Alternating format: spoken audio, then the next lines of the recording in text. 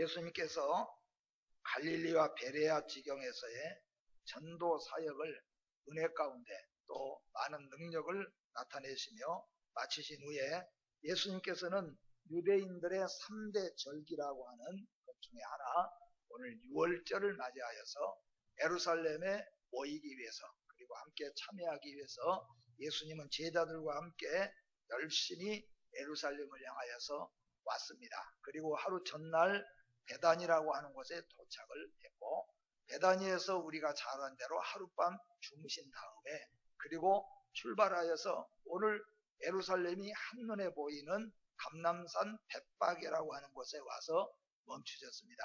이 벳바게라고 하는 곳은 사실상은 구약이나 신약 성경에 딱 한 번 여기 본문에 기록된 것을 볼 때 아주 작은 마을에 하나의 언덕 4명에 불과한 곳이었는데 거기 와서 예수님께서 멈추셨어요.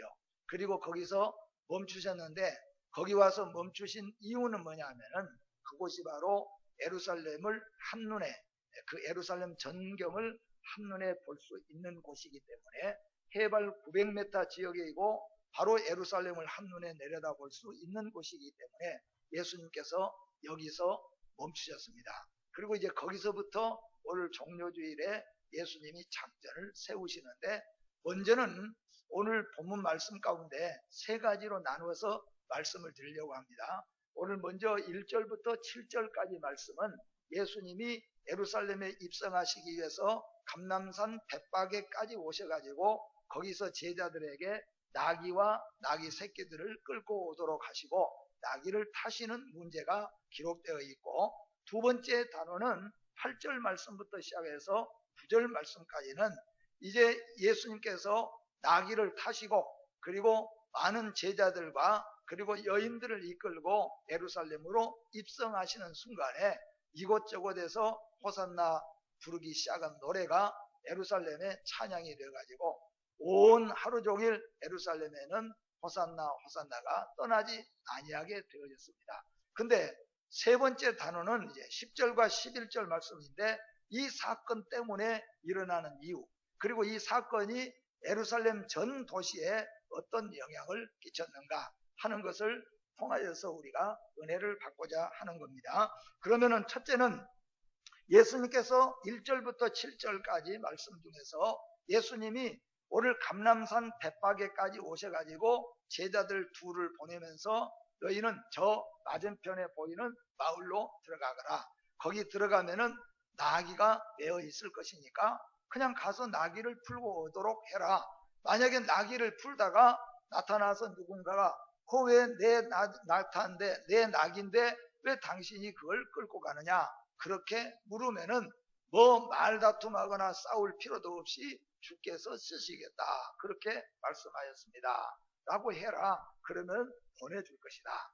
그렇게 하고 제자들이 예수님이 말씀하신 대로 가가지고 나귀를 푸니까 아닌 게 아니라 예수님이 꼭 말씀하신 대로 누군가가 와가지고는 왜 그 나귀를 푸니까 하고 물어보았어요. 그래서 제자들이 예수님이 시킨 대로 또 주께서 쓰시겠다고 했습니다.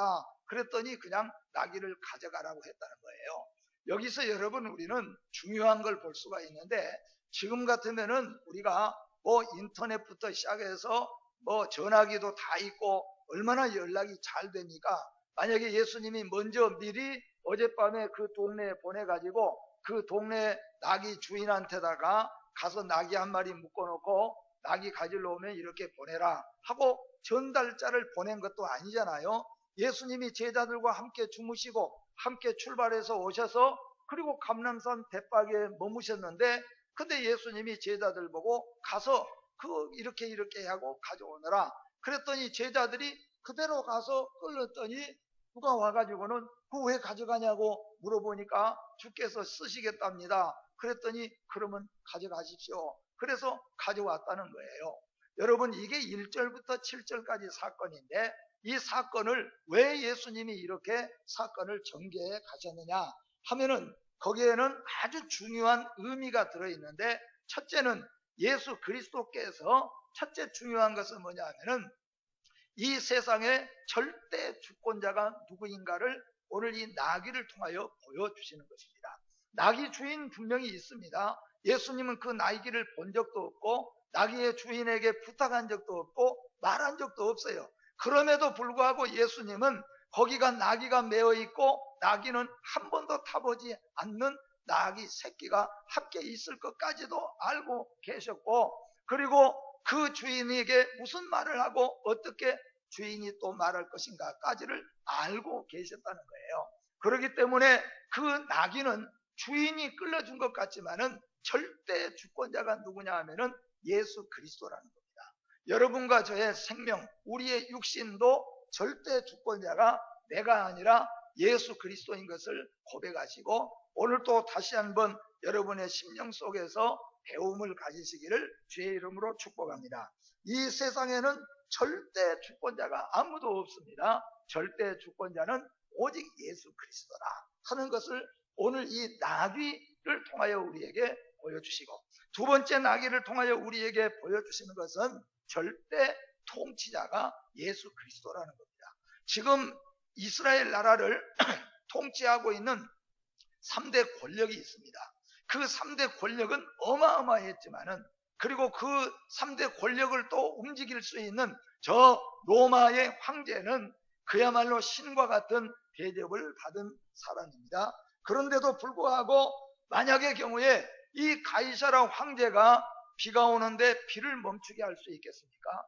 또 아니면은 바람과 바다를 꾸짖을 수가 있겠습니까? 아무것도 할 수가 없어요. 물론 사람을 명령하여 오고하게 할 수 있을는지는 모르겠지만은 자연까지도 다스릴 수는 없다는 거예요.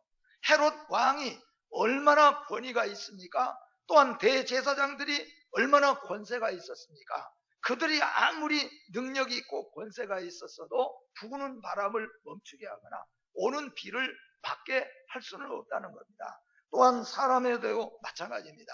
예수 그리스도께서 나귀를 끌고 오게 하시고 나귀의 주인에게 말씀 한마디로 가지고 나귀의 주인의 마음이 가라앉으며 주게 되어지는 이런 모든 것들은 예수 그리스도, 오늘 우리와 함께 제자들과 함께하는 예수가 절대 통치자라는 것을 보여줍니다.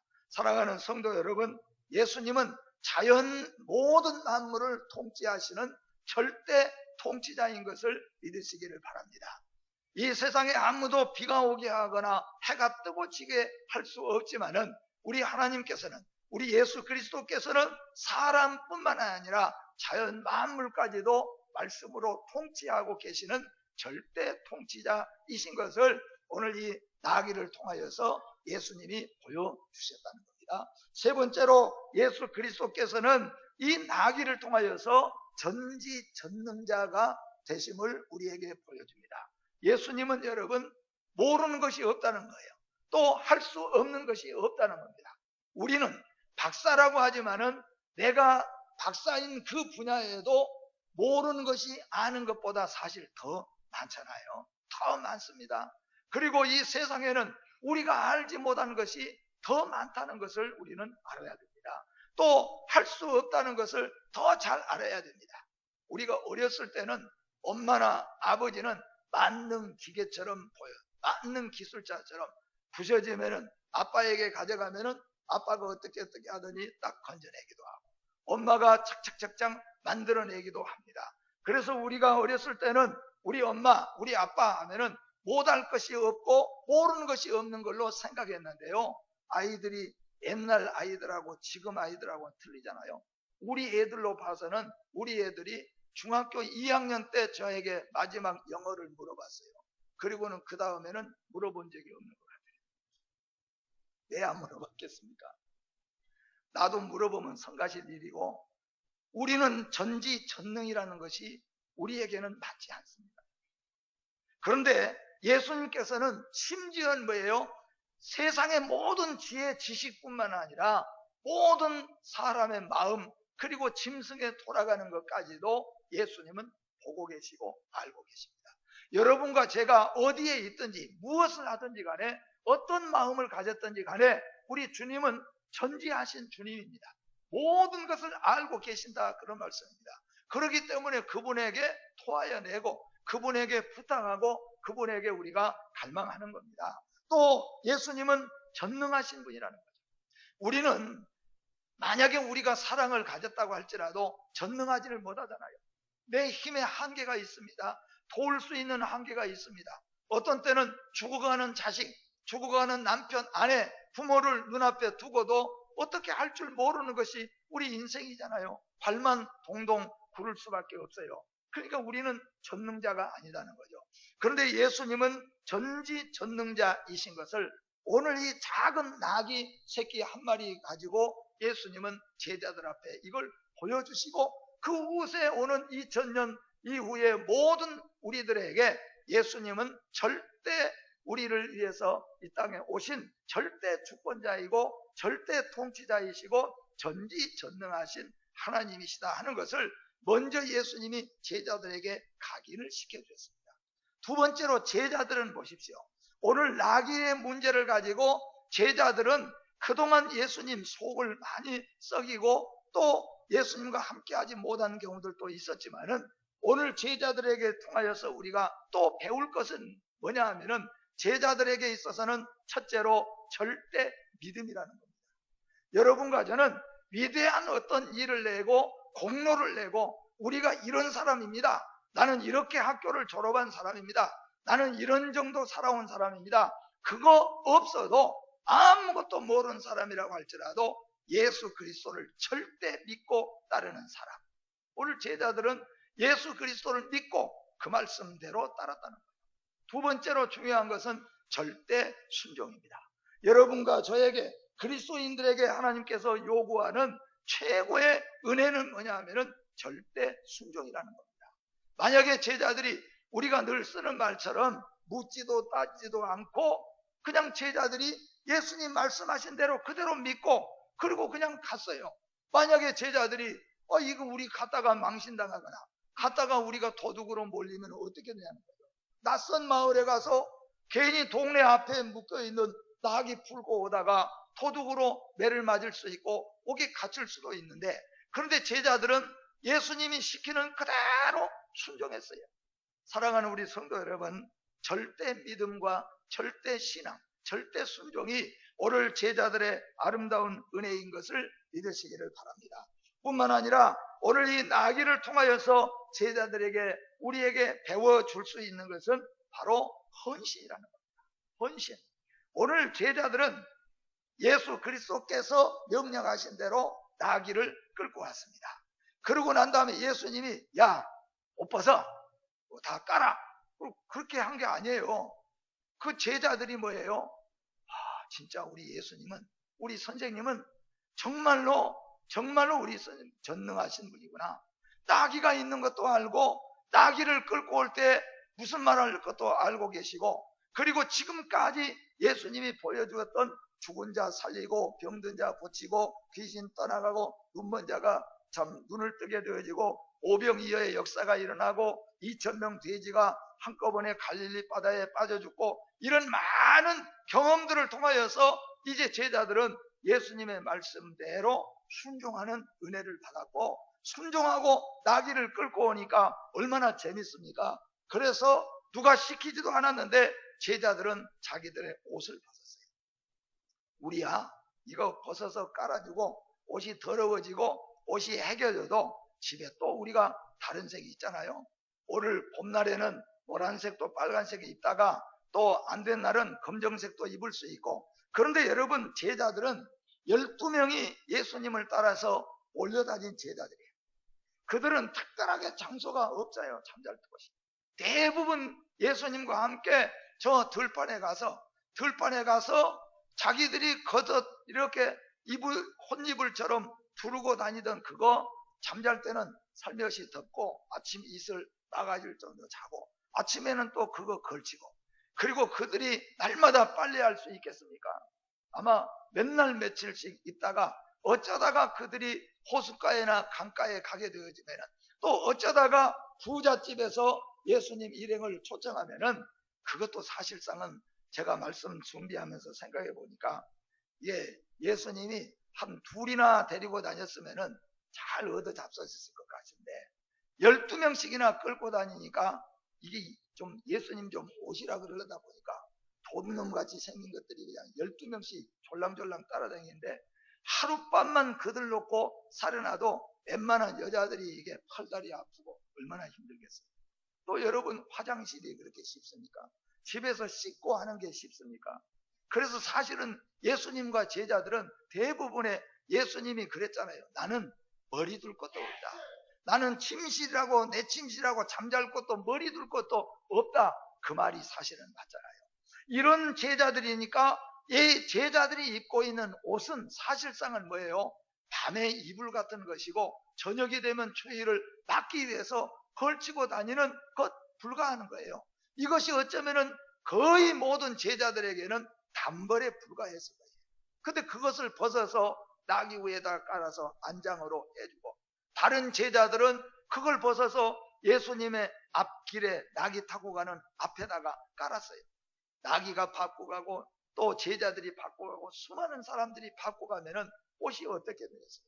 그런데 제자들은 스스로 그들 마음속에 예수님이 왕이시니까 예수님을 위해서 우리가 할 수 있는 일은 아무것도 없으니까 이거라도 해야 되겠다. 그래서 그들이 자기들의 옷 하나밖에 없는 옷들을 헌신해서 예수님의 안장으로 그리고 예수님 앞길에다가 깔아 주었다는 겁니다. 오늘 살아가는 성도 여러분, 이 내용 속에서 우리는 예수님이 나귀를 끌고 오라고 하고 나귀를 끌고 하라는 여기서 예수 그리스도가 절대 주권자요, 절대 통치자요, 전지전능하신 하나님의 아들이신 것을 믿으시기를 바랍니다.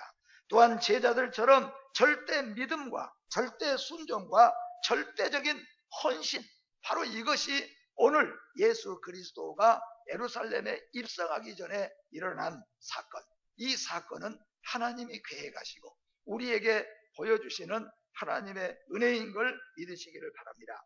6절 말씀해 보니까 제자들이 가서 예수께서 명하신 대로 하여 그렇게 말합니다. 또한 요한복음 2장 5절에 가서는 그의 어머니가 하인들에게 이르되 너희에게 무슨 말씀을 하시는지 그대로 하라고 말씀했어요. 요나 이 가나 혼인잔치에서 예수님에게 포도주가 끊어졌니 어쩌니 하고 와서 말하면 예수님께서 너희들에게 엉뚱한 얘기를 하더라도 그대로 시킨 대로 하라고 명령하였다는 겁니다. 여러분과 저에게 절대 순종이 무엇인가 하는 것을 우리에게 보여주고 있습니다. 두 번째 단원인 8절부터 9절입니다. 이게 예수님께서 제자들이 깔아놓은 안장, 그 나귀 위에 예수님이 타셨습니다.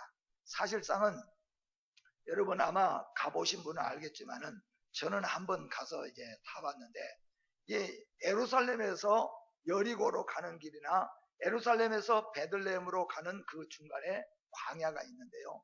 그 광야에 지금도 이게 장사하는 사람들이 나귀를 거기다가 몇 마리씩 갖다 놓고 거기서 이 순례객들 오도록 기다려요.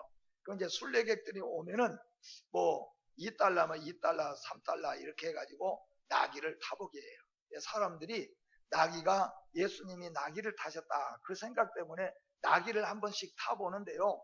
우리처럼 발이 조금 짧은 사람들은 그래도 이렇게 좀 들려 있는데요. 키가 크고 발이 긴 사람은 나귀 타면은 이 발이 어쩌면은 땅에 이렇게 자꾸 닿아요. 그만큼 나귀는 작고 힘없는 사실은 동물입니다. 그러니까 나귀는 전쟁의 무기나 전쟁의 짐승으로 쓰는 것이 아니고 작은 가난한 사람들이 이곳저곳에 마을에 다니면서 그냥 타고 다니거나 짐 좀 싣고 다니거나 작은 짐들을 신고 다니는 그런 것에 불과한 것이 이 나귀예요. 그런데 예수님이 그 나귀를 탔어요. 알고 보면 얼마나 이 코미디 같은 일입니까? 세상에 지금 이 어마어마한 이 권력들이 예루살렘에 지금 모여 있고 예루살렘에는 6월절이기 때문에 전국에 흩어진 남자들이 지금 다 모여 있을 뿐만 아니라 외국에 나가 있는 사람들까지도 이 절기에 지금 들어와 가지고 예루살렘에가 예를 들어서 100만이 살고 있다고 한다면은 그렇게 살지 못했지만 100만이 살고 있다고 한다면은 6월절이 되면은 근 1000만에 가까운 사람들이 모일 정도로 그러니까 얼마나 그냥 가는 곳마다 사람들로 가득 찼어요. 근데 거기서 예수님이 왕으로 입성하신다고 하니까 사람들이 다 와서 보잖아요. 그럼 예수님이 오늘 우리가 본 것처럼 에브라임의 병거, 우리 창세기 배우신 분들은 하나님이 에브라임에게 축복해 주셨는데 요셉의 두 아들 므낫세와 에브라임 중에 에브라임에게 강한 민족으로 축복했는데 나중에는요 에브라임이 전쟁에 있어서는 무기와 병거와 이런 것들을 다른 지파들보다 훨씬 더 크게 확보해 놓고 아주 강한 지파였어요. 그러니까 에브라임의 말을 끊겠고 병거를 끊겠고 그랬잖아요. 그러니까 예수님이 좀 큼직한 말을 한 마리 구해가지고 그걸 좀 타신다든지 아니면은 병거가 있잖아요. 한 말 두세 마리가 착 끌고 병거를 딱 타고 입성을 한다면은 좀 그럴듯한데 이건 예수님이 입성하신대 왕이 입성하신다고 해서 가 보니까 조그마한 그것도 새끼 같은 나귀에다가 예수님이 타셨는데 그것도 안장이 없으니까 제자들이 옷을 깔아놓고 거기에 타고 왕이라고 예루살렘으로 들어옵니다. 근데 여러분 그래도 제자들이 제일 먼저 소리치잖아요. 호산나 하고 소리치니까 군중심리가 일어난다고 이곳저곳에서 호산나 호산나. 그래서 어느 정도 시간이 지난 다음에는 예루살렘 전 지역에가 호산나 호산나가 애기들까지도 뜻을 알지 못한 애기들까지도 호산나 호산나가 부르짖기 시작해가지고 하루 종일 예루살렘에는 호산나가 가득 차 있었다. 예수님께서 이렇게 이제 두 번째 단원에서 예수님이 왜 나귀를 타고 예루살렘에 입성하셨는가? 여기에 대해서 두 번째로 말씀을 드리면은 첫째로는 8절부터 9절에는 백성들의 갈망이 무엇인가를 우리에게 보여줍니다. 종교 지도자들과 헤롯 왕가들과 그리고 대제사장들 뿐만 아니라 로마의 총독부도 백성들이 지금 갈망하는 것이 무엇인가를 전혀 알지 못했어요. 진짜 필요한 것이 알지 못했습니다. 심지어는 그 백성들까지도 진짜 우리가 무엇이 지금 가장 문제인가를 그들도 착각을 했습니다. 그들은 어떻게 생각했습니까?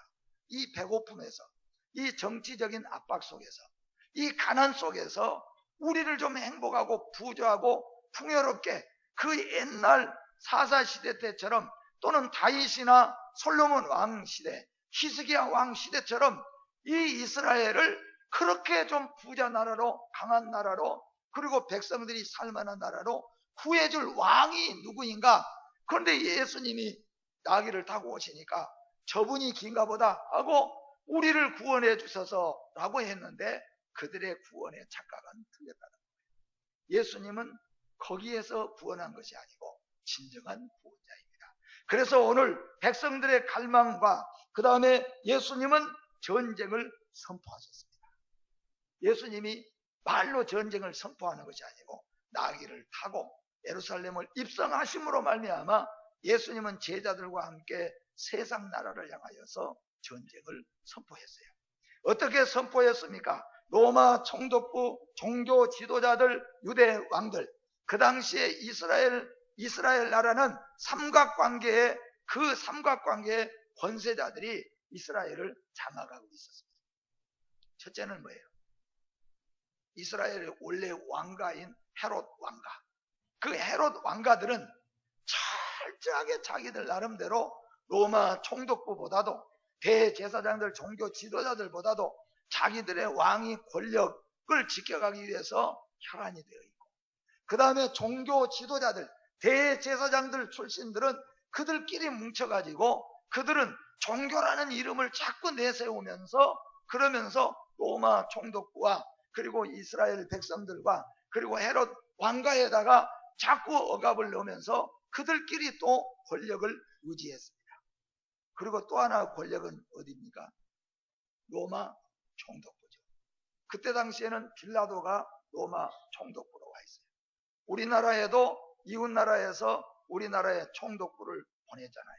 그랬을 때 우리나라 왕들이 얼마나 괴로웠습니까? 그 사람들 앞에서 눈치 보느라고.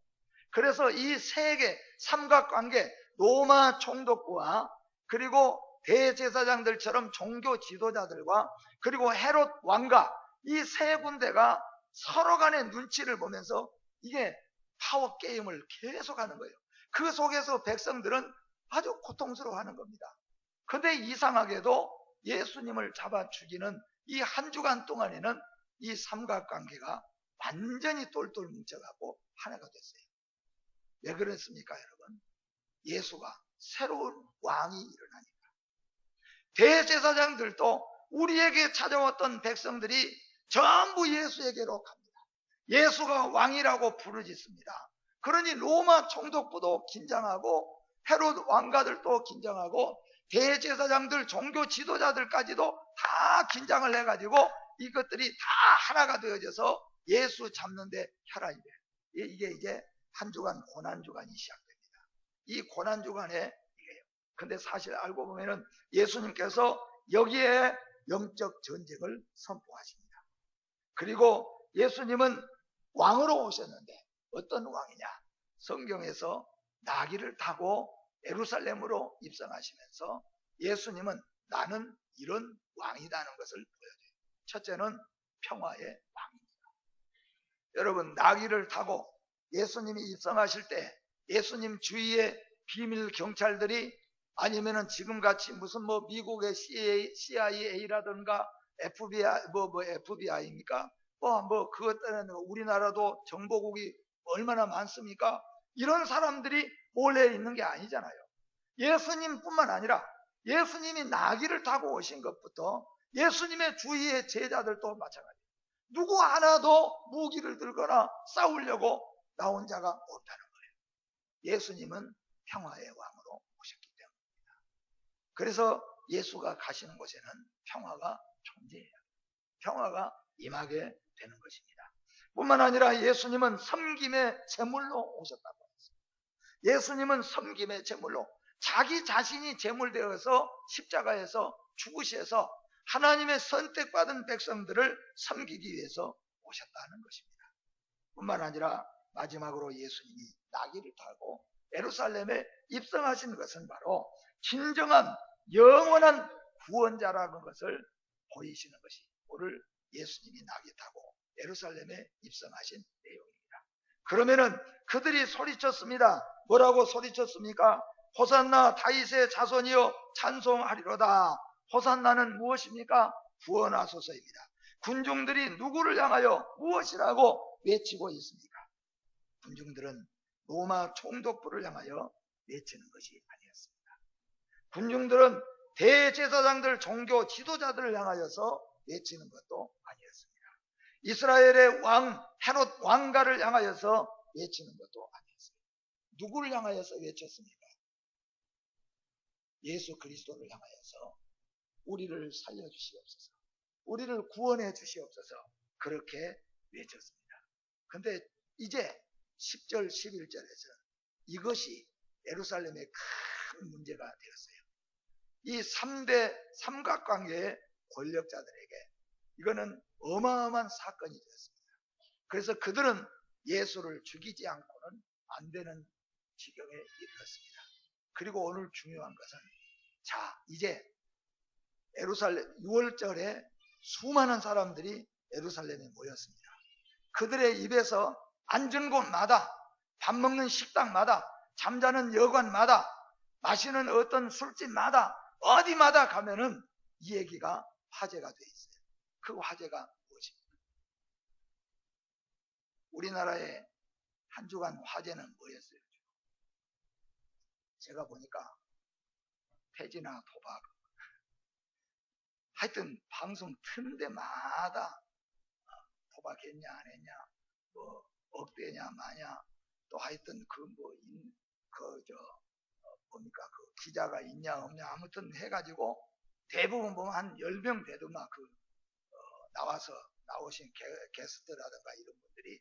그래서 이 방송에도 가면 그분들이 또 모였다가 또 저쪽 방송에 가면 또 그쪽에 또 모여 있고, 하여튼 서로 간에 바꿔갖고 우리 한 10명 정도 되신 분들이 여기저기 해갖고 계속 그런 얘기들이 한 주간 동안 보니까 계속되고 있어요. 계속돼요. 근데 지금 예루살렘에는 앉으면 지금 이 얘기가 오고 갑니다. 어떤 얘기가 오고 갑니까? 예수 얘기입니다. 예수 얘기. 죽은 자를 살려서 병든 자를 고쳐서 그 사람 말이 입이라는 것이 얼마나 이게 빠른지요. 보지도 않은 사람도 듣고 와가지고 본 것처럼 얘기하고 2명 고쳤는데 가는 데마다 고쳤다 그러고 아마 어마어마하게 하다 보니까 예루살렘에 앉으면 이 얘기가 예수입니다. 근데 여러분 오늘 말씀을 맺으면서 가장 중요한 것이 무엇이냐? 오늘 11절 말씀에 보니까 예수 병을 고치고 죽은 자를 살리고 2,000명 돼지가 한꺼번에 몰살되게 하고 5병이어의 기적을 일으키고 7병이어의 기적을 일으킨 예수, 그가 누구냐? 이게 오늘 말씀의 마지막 결론입니다. 그가 누구냐는 거예요. 그가 누구일까요?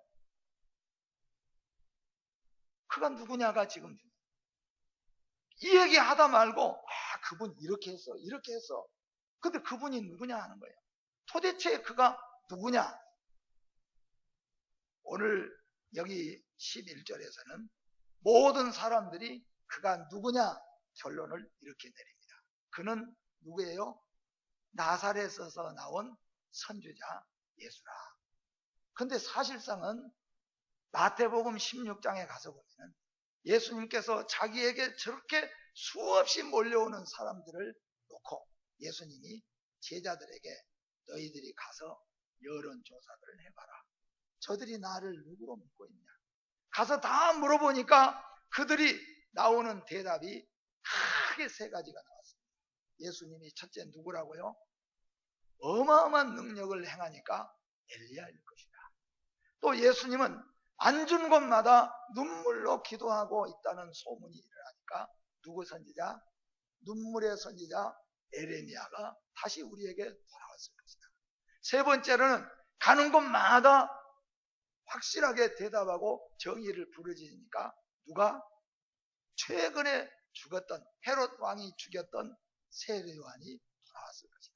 그러니까 예수님은 세례 요한이나 엘리야나 아니면 에레미야일 것이다. 맞습니까? 틀립니까? 그래서 예수님이 제자들에게 물었잖아요. 그러면 너희는 나를 뭐라고 하느냐? 그때 베드로가 대답했습니다. 오늘 여러분 말씀의 주제는 왕 대신 예수 그리스도가 나귀를 타시는 것은 무엇인가? 그가 절대 주권자, 절대 통치자, 전지전능하신 자라. 그리고 제자들이 우리에게 보여준 것은 무엇입니까? 무엇인가 해내는 것이 아니고 절대 믿음, 절대 순종, 그리고 예수에 대한 헌신. 이 얘기를 우리에게 주고 계세요. 예루살렘에 나귀를 타고 입성하신 예수님은 전쟁이 아니에요. 남에게 상처 주고 아픔이 준 것이 아니고 싸워서 이긴 것이 아닌데 영적 싸움이죠. 평화의 왕으로 오셨다. 겸손의 왕으로 오셨고 자기 자신을 제물로 드리기 위해서 오신 진정한 구원자라는 것을 보여줍니다. 그리고 이제 결론으로는 예루살렘에 온통 가는 데마다 예수가 누구냐? 당신은 예수가 누구라고 생각해요? 물어보고 글쎄 나는 아마 보통 사람은 아닌 것 같아요. 선지자인 것도 같은데 그렇게 해서 결국 선지자예요. 그런데 여러분과 저는 어떻게 고백해야 되냐? 마태복음 16장 16절 말씀. 제가 시작하면 같이. 자, 이게 오늘 말씀의 고백이고 우리가 증거해야 될 증언입니다. 같이 한번 해봅니다. 시작. 시몬 베드로가 대답하여 이르되 주는 그리스도시요 살아계신 하나님의 아들이십니다. 아멘.